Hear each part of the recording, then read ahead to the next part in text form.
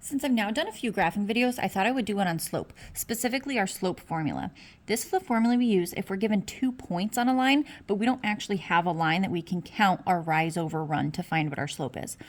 Now, given our 2 points, they're nice and alphabetical. We're going to start with x's, because we know the x coordinate comes first, then the y's.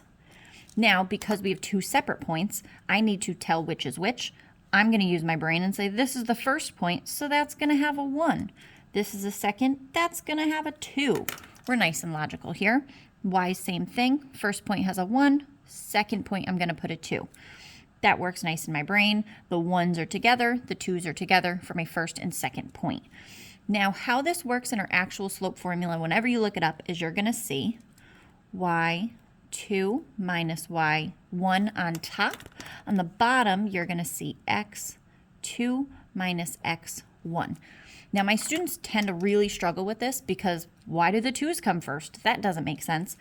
Realistically, if you wanted to have a little thought bubble on the side, if you want your 1's in front, y1 minus y2, x1 minus x2, this would work.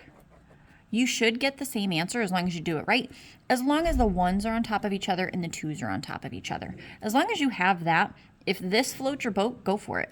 But this one on the left is still how we are always going to see our slope formula. That's how I'm going to do it in our examples. Now, let's do an example. If I have these 2 points, 0, 4, negative 3, 12, I'm going to label them just like I have up here. My x's are in front, x1, x2, keep them nice and color-coded, y1, y2. I'm going to follow my formula here and just put the number in that spot for whatever it's labeled. I realized I missed the 2 there. There we go, 1's and 2's. So starting with my y2, I'm going to have a 12 in the top left. y1 is 4, top right. On the bottom left, x2 is negative 3. x1 is 0.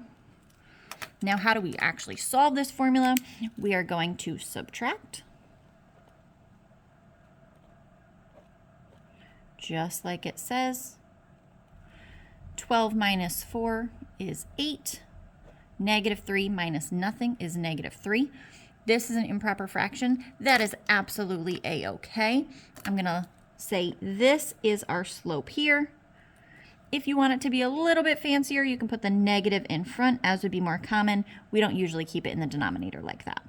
So this negative 8 over 3 is our slope.